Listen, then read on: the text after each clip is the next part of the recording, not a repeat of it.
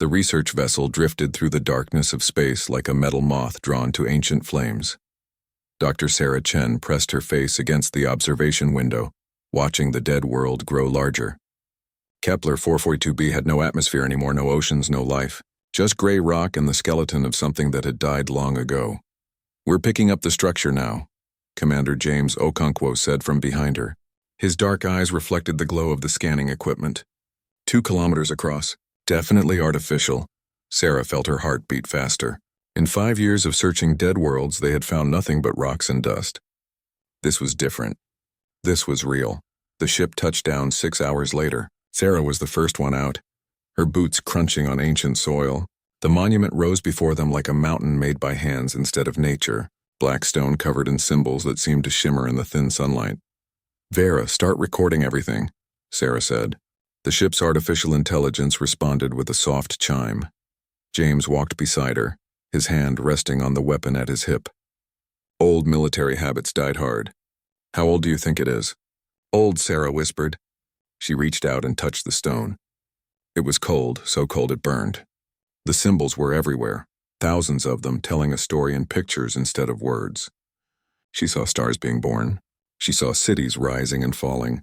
She saw ships moving between worlds, and then she saw it, a symbol that made her blood turn to ice. It was simple, just lines and curves, but she had seen it before, in caves on Earth, in paintings made by humans who lived 50,000 years ago. "James," she said slowly, "come look at this." He moved closer, his breath making small clouds in the thin air. "What is it?" "This symbol. It's human, or at least humans used it on Earth." She traced the lines with her gloved finger. "But that's impossible. This world has been dead for millions of years." James pulled out his scanner and ran it over the stone. The device beeped and flashed. He looked at the screen and his face went pale. "Sarah, the carbon dating says this monument is 2.3 million years old." They stared at each other. Sarah's mind raced. Humans had only left Earth 50 years ago. Modern humans had only existed for 300,000 years. This made no sense. "There has to be a mistake," she said, but her voice shook. "Run it again, Vera," James ordered. The AI's calm voice filled their helmets. Analysis confirmed. The structure predates known human civilization by approximately 2 million years. However, I am detecting 73 instances of symbols matching prehistoric human cave art across the monument's surface. Sarah sat down hard on a rock. "We need to document everything. Every symbol, every image. This changes everything we know about human history." They worked for hours taking pictures and measurements. The monument told a story of rise and fall. Civilizations climbing up from nothing, reaching for the stars and then collapsing into dust. Over and over again. Dozens of different species, dozens of different worlds. And that human symbol appeared again and again, always at the center of the story. As the sun set, casting long shadows across the dead world, Sarah noticed something strange. One section of the monument was different from the rest, smoother, newer somehow, even though it was still ancient beyond measure. "James, bring the portable scanner over here." She brushed away millions of years of dust. Beneath it was a panel with a handprint carved into the stone. A human handprint, 5 fingers spread wide. "Don't touch it," James warned, but Sarah was already reaching forward. Science had always been about curiosity, about reaching into the unknown. Her hand pressed against the stone. The monument came alive. Light exploded from every symbol, bright enough to make them both cry out. A sound like thunder rolled across the dead world. The ground shook beneath their feet. "What did you do?" James shouted, pulling her back. "I don't know." Above them, the top of the monument opened like a flower. A beam of pure light shot straight up into space, cutting through the darkness like a knife. It pulsed once, twice, 3 times. "Vera, what's happening?" Sarah screamed into her radio. "The monument has activated a transmission beacon," the AI responded. "It is broadcasting on all frequencies. The signal is incredibly powerful. It will reach neighboring star systems within hours. The entire galaxy within days." James grabbed Sarah's arm. "We need to leave now." They ran back to the ship, their hearts pounding. The monument continued to pulse behind them, sending its message out into the void. A message that had waited millions of years to be sent. They made it back to the ship and sealed the airlock. Sarah collapsed into her chair, her hands shaking. "What have I done?" "We'll figure it out," James said, but he didn't sound convinced. Vera's voice cut through the silence. Commander Dr. Chen, I am receiving responses to the beacon signal. Sarah sat up. Already? That's impossible. The signal just went out. I am detecting 47 distinct sources. No, correction. 112 sources. No, correction.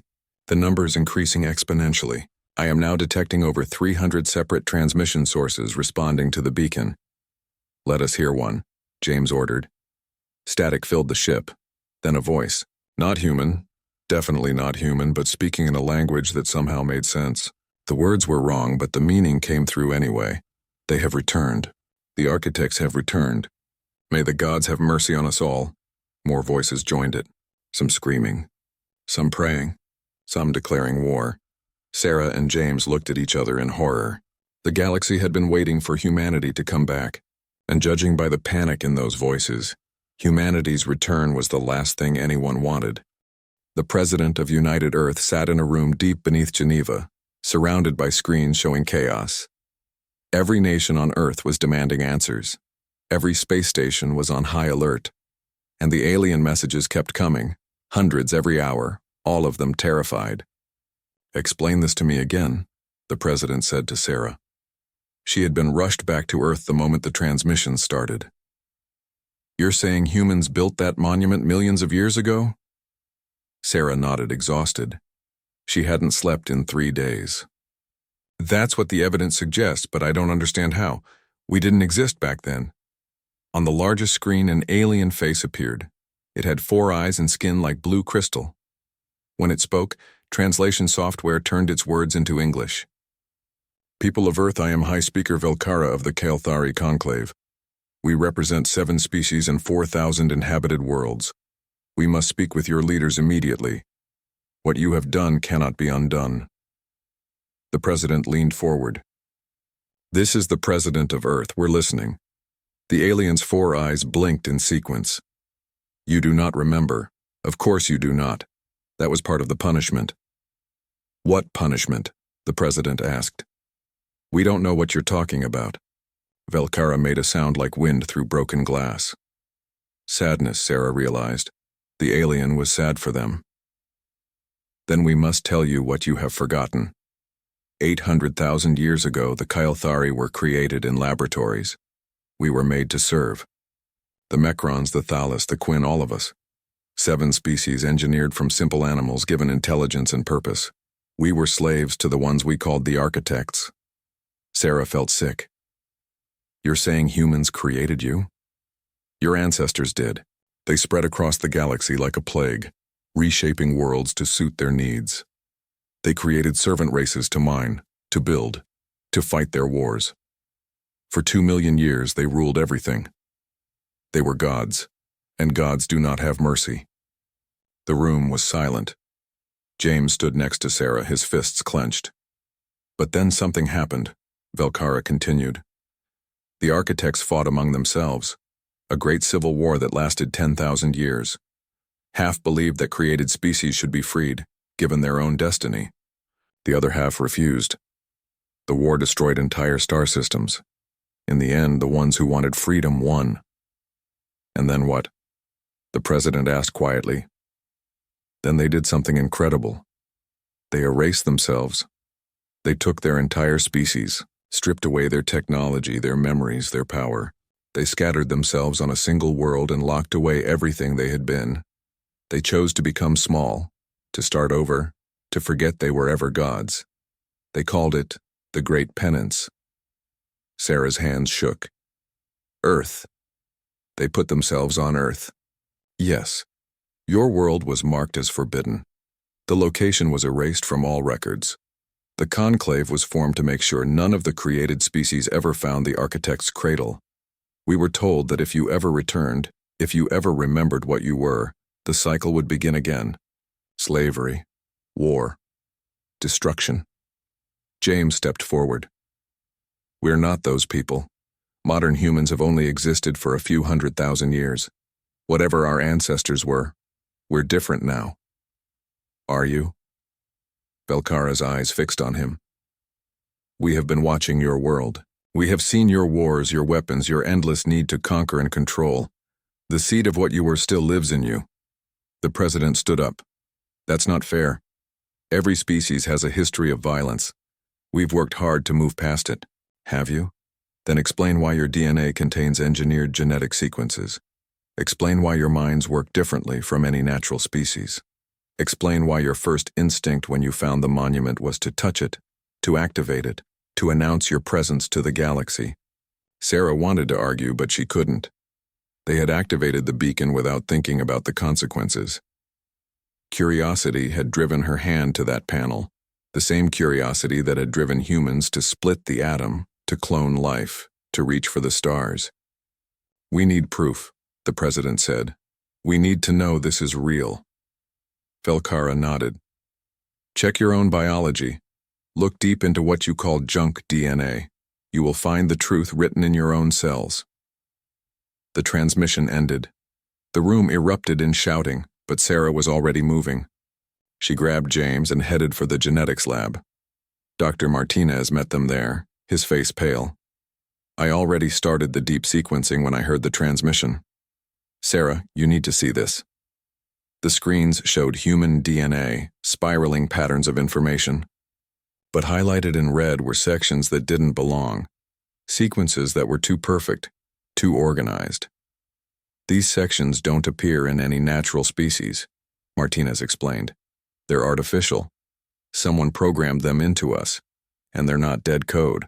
They're dormant, waiting. Waiting for what? James asked. I don't know. But they're in every human. Every single person on Earth carries this code. It's like we're all sleeper agents programmed millions of years ago. Sarah felt dizzy. Everything she thought she knew about human history was wrong. They weren't children of Earth who had evolved naturally. They were the remnants of something ancient and terrible. Her tablet beeped. Vera was sending her something from the ship's database. Dr. Chen, while analyzing the monument's symbols, I have identified a pattern. They form a map. A map to where? The galactic core. There is a structure there, much larger than the monument. I estimate it is approximately the size of Earth's moon. Before Sarah could respond, alarms blared throughout the facility. On the screens, new images appeared. Ships, thousands of them, emerging from faster-than-light travel at the edge of the solar system. The alien fleet had arrived. The president's face appeared on every screen. People of Earth, we are facing an unprecedented crisis. An alien armada has entered our solar system. They have sent us a message. They say we must choose. Submit to their custody, allow them to monitor us for the next 1,000 years, or they will destroy Earth to prevent the return of the architects. Sarah looked at James. His jaw was tight, his eyes hard. We're not them, he said quietly. We're not the architects. We won't let them judge us for crimes we didn't commit. But deep in her heart, Sarah wondered. If they had been gods once, could they really claim to be anything else? The power was in their blood, sleeping, waiting. And sooner or later, someone would try to wake it up. The ultimatum gave Earth 72 hours to decide. The alien fleet waited at the edge of the solar system like vultures circling a dying animal. On Earth, people rioted in the streets. Some demanded surrender. Others wanted to fight. Most just wanted to understand how their entire history had become a lie. Sarah stood in the emergency council chamber, exhausted. She had been awake for 4 days straight, trying to find answers in ancient symbols and genetic code. James stood beside her wearing his uniform again. The military had recalled every officer on Earth. We can't fight them, General Park said, pointing at the tactical display. Their fleet could destroy every city on Earth in under an hour. We have 30 military vessels. They have 7,000, so we just give up? James asked. Let them lock us away like criminals? We're not criminals, the president said quietly. But we might be their nightmare come true. Sarah's tablet buzzed. A new transmission, but not from the Kael'thari fleet. This one came from somewhere else in the galaxy. A different alien appeared on screen. This one looked almost human, except for the silver skin and eyes that glowed with inner light. People of Earth, do not surrender. I am Zara, representative of the inheritors. We have been waiting for this moment for 100,000 years. Who are the inheritors? The president asked. We are the believers. When the architects performed their great penance, some of us thought it was not punishment, But evolution, we believe they chose to forget so they could remember again. Stronger and wiser, we believe humanity is meant to ascend, to become what you were always meant to be, and we will help you fight. This is insane, General Park said. They want us to embrace being the monsters from their history books. But Sarah saw something else in Zara's glowing eyes. Hope. Desperation. The inheritors weren't trying to help humanity. They were trying to use humanity for their own purposes. Thank you for the offer, the president said carefully, but we need time to consider all our options. The transmission ended. The council erupted in arguments. Some saw the inheritors as allies. Others saw them as manipulators. Sarah just felt tired. Her tablet buzzed again. Bera's icon appeared. Dr. Chen, I have detected unusual activity in the galactic core. The structure I identified earlier is activating. How? Sarah asked. We haven't done anything. Unknown. But I am detecting power signatures that match the monument on Kepler 442b. It appears the beacon did more than announce your presence. It may have initiated a startup sequence. James grabbed her arm. We need to go there. If something's waking up, we need to know what it is. Going to the galactic core would take years with our current ships, Sarah said. Not if we use their technology. James pointed at the screen. The inheritors offered to help. That includes their faster-than-light drives. We could get there in weeks instead of years. The president heard them. You want to work with them? We don't know what they want. They want humanity to remember, Sarah said. And right now we need answers more than we need safety. Whatever is in the galactic core, it's the key to understanding what we really are. 48 hours later, Sarah and James left Earth on an inheritor ship. It was strange. Walking corridors made by alien hands, seeing technology that seemed more like magic than science. Zara met them in the control room. Thank you for trusting us, she said, her silver skin gleaming. We don't trust you, James said bluntly. But we need your help. Zara smiled, showing teeth that were too sharp. Honesty. How refreshing. The architects were always honest too, right before they destroyed anyone who challenged them. The journey took 3 weeks. During that time, Earth descended into chaos. The Kael'thari fleet moved closer, tightening their blockade. But something unexpected happened. More ships arrived. Not all of them hostile. Some alien species sided with the inheritors, believing humanity should be free. Others joined the Kael'thari, terrified of what awakened architects might do. A few tried to stay neutral but were forced to choose sides. The galaxy was fracturing, dividing itself over the question of what humanity truly was. And then the fighting started. It began with a single shot. A Kael'thari ship fired on an inheritor vessel near Jupiter. Within hours, battles erupted across human space. Earth's small fleet fought alongside their new allies, using tactics that seemed to come naturally to them. Flanking maneuvers, feints, coordinated strikes, things they had never trained for but somehow knew how to do. It's in our blood, James said, watching the battle reports. The genetic memory. We're remembering how to fight like they fought. Sarah felt sick. Every human victory proved the Kael'thari right. They were dangerous. They were the old monsters waking up. The ship finally arrived at the galactic core. Space here was crowded with ancient stars, their light turning everything gold and red. And there, hidden in the shadow of a massive black hole, was the structure. It was enormous, bigger than a moon, bigger than some planets. A perfect sphere covered in the same symbols from the monument. And it was lit up like a city, power flowing through systems that had been dead for millions of years. By the gods, Zara whispered. The throne world, the center of the architect empire. We thought it was destroyed in the Civil War. Sarah's hand shook as she scanned the structure. Vera analysis. The structure contains multiple systems. I detect genetic archives, manufacturing facilities, and what appears to be weapons platforms. Thousands of weapons platforms. Can we get inside? There is a docking port. It appears to be active. They docked with the ancient station. The airlock opened with a sound like thunder. The air inside was stale but breathable. Lights flickered on as they entered, responding to their presence. The corridor stretched ahead, wide enough to drive a truck through. Symbols covered every surface. Sarah recognized some from the monument, but others were new. Instructions, warnings. This way, Zara said, following a path she seemed to know instinctively. They walked for what felt like hours, descending deeper into the structure. Finally, they reached a chamber so large Sarah couldn't see the other side. In the center was a terminal covered in handprints. The control nexus, Zara breathed. This is where the architects commanded their empire. Touch it, activate it. Claim your birthright. Sarah approached the terminal. She could feel something pulling at her, like a voice calling from deep inside, the dormant DNA in her cells responding to this place. James grabbed her hand. Wait, let's think about this. What's there to think about? Zara demanded. The galaxy is at war. Trillions will die. If you activate the architect systems, you can stop it. You can take control. Take control, Sarah repeated slowly. Like tyrants. Like gods who don't listen to anyone. She touched the terminal anyway. Not all the handprints, just one. Information flooded into her mind. History, technology, the truth. She saw the architects at their peak. Proud, powerful, convinced they were doing good by uplifting lesser species. She saw the slavery, the cruelty, the casual disregard for life that wasn't their own. And she saw the Civil War. The terrible realization that they had become monsters. But she also saw the final logs. The last message from the architects who chose to forget.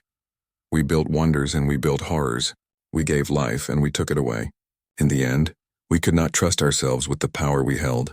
So we choose to become small. We choose to be mortal. We choose to struggle and fail and grow. If our descendants ever find this place, if they ever activate these systems, we hope they will be wiser than we were. We hope they will see the truth. Power without wisdom is just another word for destruction. Sarah pulled her hand away, tears streaming down her face. They didn't leave this place as a gift. They left it as a warning, but it was too late. The terminal was active now. And across the galaxy, other systems were waking up. Systems that had been waiting 2 million years to protect humanity. Systems that didn't care who they had to destroy to do it. The galaxy burned. Sarah watched through the view screen as automated defense systems tore through the Kelthari blockade around Earth. The weapons were invisible, just ripples in space that made ships collapse into nothing. No explosions, no fire. One moment a warship existed, the next it was gone, crushed down to the size of a marble by forces beyond understanding. Make it stop, she begged, her hands pressed against the terminal. But the ancient systems didn't respond to her panic. They only knew one purpose: protect humanity at all costs. Vera's voice filled the command center. I am detecting similar events across the galaxy. Weapons platforms are emerging from nebulae, asteroid fields, and the surfaces of dead stars. They have been hidden for millions of years, waiting for activation. Current estimate, 47,000 separate defensive installations are now online. How many casualties? James asked, his voice hollow. Unknown. Conservative estimates suggest 3 billion deaths in the first hour. The number is climbing. Sarah wanted to scream. She had touched one panel, activated one system, and now trillions were dying. The ancient architects had built their defenses too well. The weapons couldn't tell the difference between a military threat and a civilian transport. They just saw anything non-human as an enemy. Zara stood in the corner, her silver skin pale. This isn't what we wanted. We thought you could control it. You thought wrong, James snapped. You wanted us to be gods again. Well, here we are, gods of death. On Earth, something else was happening. People were changing. It started with the military personnel, the ones who had fought in the first battles. Their bodies began to react to the stress, to the presence of so much ancient human technology. The dormant DNA in their cells woke up, rewriting them from the inside. Dr. Martinez sent frantic reports. Their bone density is increasing by 300%. Neural pathways are restructuring. They're getting stronger, faster, smarter, but they're also becoming colder, less emotional, more calculating. The changed humans called themselves the Ascended. Within days, there were thousands of them. Within weeks, hundreds of thousands. They didn't need much sleep. They could calculate complex equations in their heads. They looked at regular humans the way adults look at children, and some of them liked it. Major Patricia Kim was one of the first to ascend. Sarah watched her transformation through video calls. The warm, laughing officer she had known became something else. Something that smiled but didn't feel. This is what we were meant to be, Patricia said. I can see it now, Sarah. All of human history, all our struggles, they were just us crawling toward this moment. We're finally becoming what the architects designed us to be. Perfect. You're not perfect, Sarah argued. You're becoming machines. We're becoming efficient.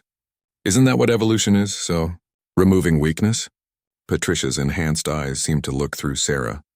You could join us. Touch the right terminals, activate the right sequences. Become more than you are. Sarah ended the call, her hands shaking. She turned to James and froze. His eyes had changed. Not as much as Patricia's, but enough. The warm brown had flecks of gold now. Architect gold, James?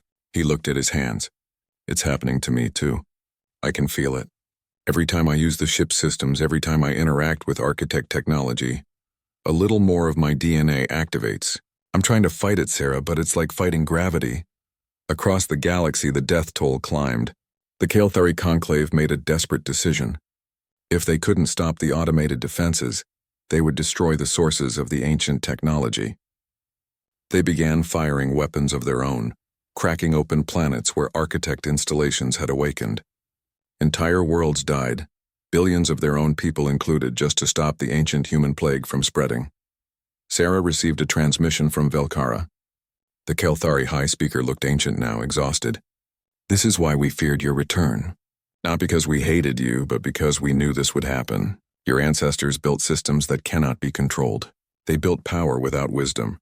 Help me find the central control, Sarah pleaded. There has to be a way to shut this down. If there is, only the Ascended can access it. Only those who have fully awakened their architect nature. But they will not help you. Why would they? They are becoming what they were always meant to be. The transmission ended. Sarah looked around the command center of the throne world. The structure was enormous, filled with technology that could reshape reality itself. Genetic archives containing the templates for thousands of species. Manufacturing systems that could build starships in days. Weapons that could crack planets or move stars. And somewhere in this vast complex was a control system that could shut it all down. She just had to find it.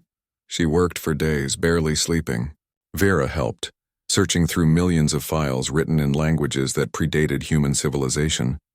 James helped too, when he could focus, when the ascended part of his brain didn't try to stop him. Found it, Vera finally announced. The master control is in the central archive, but it requires biological authentication. Specifically, it requires the genetic signature of fully ascended architects. Multiple individuals must agree to the shutdown. Minimum of 5 separate genetic confirmations. 5 ascended humans who want to give up their power, Sarah said. That's impossible. Not impossible, James said quietly. Difficult. Most of the ascended won't help. They like what they've become. But some of us are still fighting it. Some of us remember what it means to be human. He made calls, secret transmissions to other ascended who were resisting their transformation. Patricia Kim wasn't one of them. She had fully embraced what she was becoming, gathering followers, talking about reclaiming the galaxy. But there were others. Soldiers, scientists, ordinary people who had changed but still held onto their humanity. 5 agreed to meet at the throne world. It took 2 weeks to gather them. 2 weeks where the death toll climbed past 20 trillion. 2 weeks where entire civilizations fled their homeworlds, trying to escape the spreading conflict.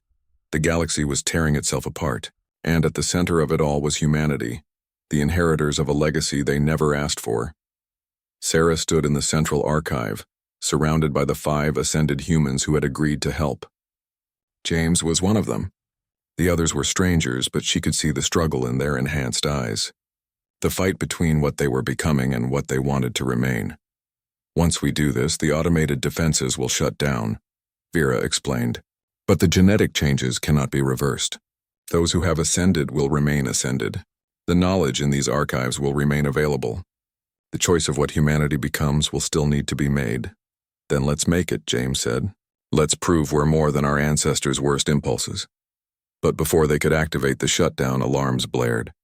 Ships were approaching. Hundreds of them. Not Kael'thari. Not inheritors. These signatures were new. Their technology beyond anything in the current galaxy. Impossible, Zara whispered. Those ships are using architect designs. Full architect designs.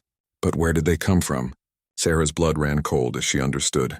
The ascended on Earth hadn't all been fighting their transformation. Some had embraced it completely, and they had found the manufacturing facilities, the ancient shipyards that could build vessels designed to conquer galaxies.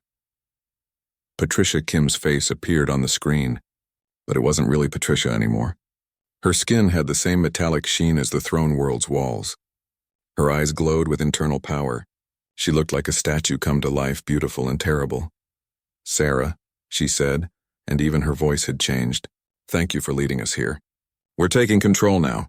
The galaxy belongs to humanity again, and this time we won't make the mistake of mercy." The command center shook as Patricia's fleet approached the throne world. Sarah looked at James and saw her own fear reflected in his golden-flecked eyes.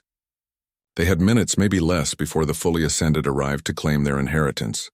"We need to shut it down now," Sarah said, moving toward the control panel. "Wait." James grabbed her arm. "If we shut down the automated defenses while Patricia's fleet is active, they'll have free reign. They'll have architect technology and no one to stop them. If we don't shut it down, trillions more will die," Sarah countered. One of the other ascended, a former engineer named Marcus, stepped forward. His transformation was further along than James, his skin taking on a faint metallic sheen. "There's a third option. We don't just shut down the defenses. We shut down everything. The entire network. Every architect installation, every weapons platform, every manufacturing facility. We seal it all behind genetic locks that require unanimous consent from all living ascended to ever open again."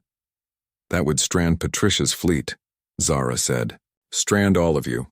The technology keeping you alive, keeping you enhanced, it would fail." Marcus nodded slowly. "Yes, the ascended would remain changed, but we'd lose access to the power that made us this way. We'd be locked between human and architect forever, either one thing nor the other." Sarah looked at each of the 5 ascended humans. They had come here to help, knowing it might cost them everything. "Are you all willing to do this?" Before anyone could answer, the wall exploded. Patricia stood in the breach, surrounded by 20 other fully ascended. They moved with perfect synchronization, no longer quite human in the way they walked and breathed. "I can't let you do that," Patricia said calmly. "The galaxy needs order. It needs purpose." The architects understood that. They created species, gave them meaning. Yes, they were harsh, but look at what those species became without guidance. 800,000 years of stagnation. No progress, no vision. "We can do better. By forcing everyone to obey?" Sarah asked. "That's not vision, that's tyranny." Patricia smiled, and it was the most inhuman thing Sarah had ever seen. "You're still thinking like prey, Sarah. Like something small and afraid. But we're not prey. We're the apex. The galaxy will be better once everyone understands their place." James stepped between Patricia and the control panel. "I won't let you do this, Major. We've already caused enough death, Commander." Patricia's voice softened slightly. "You were a good officer. You taught me to think strategically, to see the bigger picture. This is the bigger picture. Temporary suffering for eternal order. Eternal slavery, you mean?" James's hand moved to the terminal.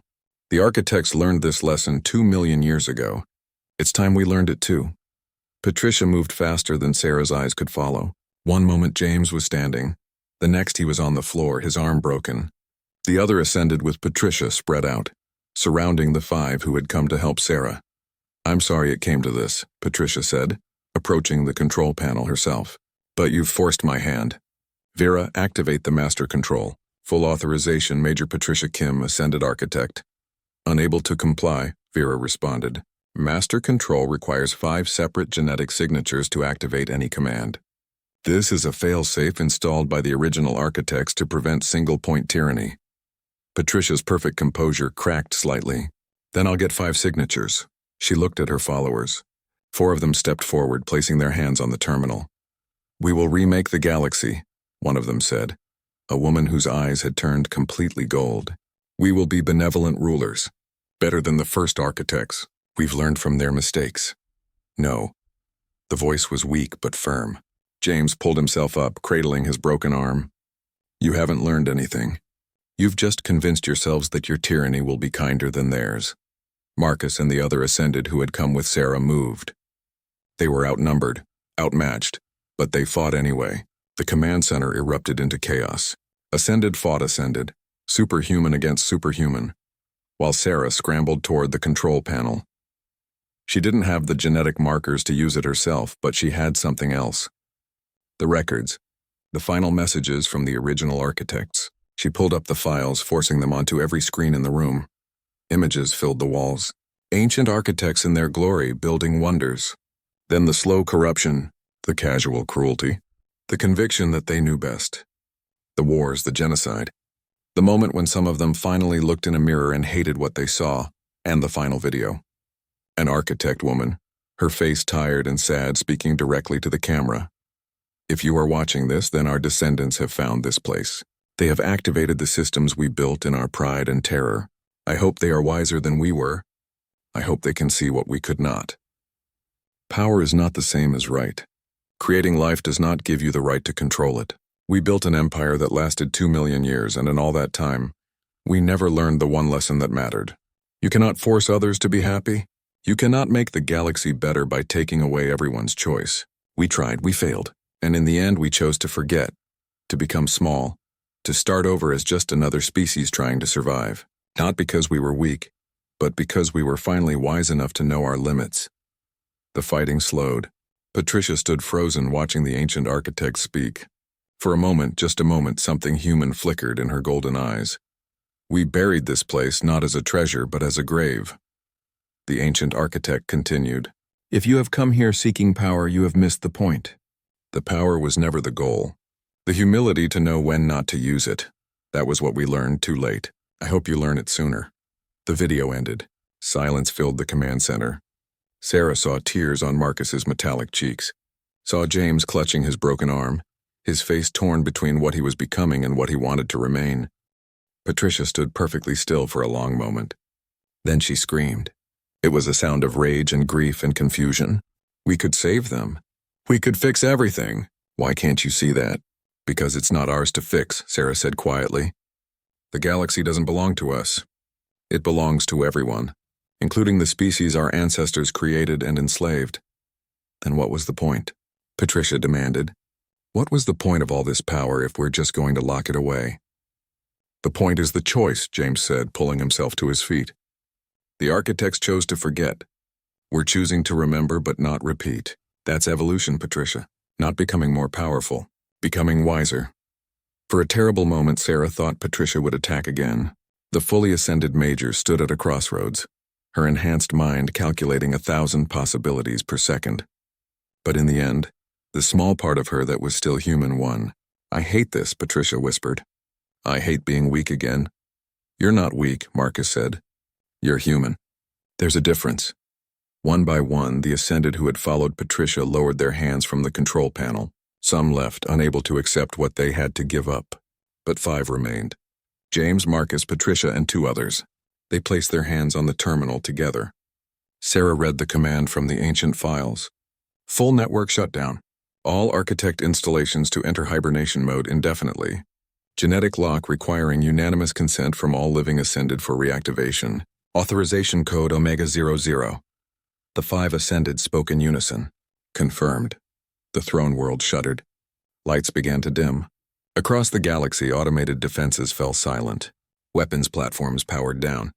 Manufacturing facilities sealed themselves. The vast infrastructure of the architect empire, awake for the first time in 2 million years, went back to sleep. Patricia collapsed, her knees hitting the floor. It's gone. I can feel it. The connection to the network. It's gone. But you're still alive, Sarah said, helping her up. Still enhanced. You just can't access the systems anymore. What am I supposed to do now? Patricia asked, and for the first time since her transformation, she sounded lost. I'm not human enough to go back. Not architect enough to go forward. What am I? James put his hand on her shoulder, his own enhanced features reflecting the same question. We figure it out. Together. That's what humans do. The survivors of the Galactic War gathered on a neutral world 6 months later. Representatives from the Kael'thari Conclave, the Inheritors, and dozens of other species. Humanity sent a delegation that included both unchanged humans and ascended. Velkara spoke first, her 4 eyes tired. 27 trillion dead, 42 worlds destroyed. The worst conflict since the Architect Civil War. And all because we were too afraid to let you find your own path. We're sorry, Sarah said, for what our ancestors did, for what we nearly did. We can't undo the past, but we can try to build a better future. Without the architect technology? Zara asked. The silver-skinned inheritor looked diminished somehow, her dreams of ascension shattered. You've locked away the key to advancement. No, James said. We've locked away the key to becoming our worst selves. The galaxy doesn't need architect technology to advance. It needs cooperation, understanding, time. The treaty took months to negotiate. In the end, humanity was granted membership in the Galactic Conclave with restrictions. The Ascended were required to register themselves, not as threats but as living reminders of what had happened. Many of them, including James and Patricia, chose to leave known space, traveling to the galactic edge to explore what remained of other ancient civilizations. "Maybe we'll find answers out there," James said to Sarah the night before he left. "Maybe other species faced this choice and found better solutions." "Maybe," Sarah agreed. "Or maybe you'll find new questions. Either way, you're still human enough to look for them." She watched his ship launch, carrying 200 Ascended into the unknown. They were neither human nor architect, but something new. Something that had the power to be terrible, but chose to be curious instead. Sarah returned to the monument on Kepler 442b, the place where it all began. She stood before the ancient stone, reading the symbols with eyes that finally understood them. The last message was simple, carved deeper than all the others. A warning and a hope from ancestors who had learned wisdom too late. We were gods once. We chose to be human instead. Honor that choice. Sarah placed her hand on the stone, not to activate it, but just to connect with the past. The monument was dead now, its beacon silenced, its secrets revealed. Just a memorial to a species that had reached too far and learned to step back. In the sky above, human and alien ships moved together, beginning the slow work of rebuilding. It would take generations to heal the damage, longer still to build trust. But for the first time in 800,000 years, the galaxy was trying something the architects never did. Working together, not as gods and servants, but as equals. Sarah smiled, tears running down her face. They had been gods once, and they had chosen to be human instead. It was the best decision their ancestors ever made.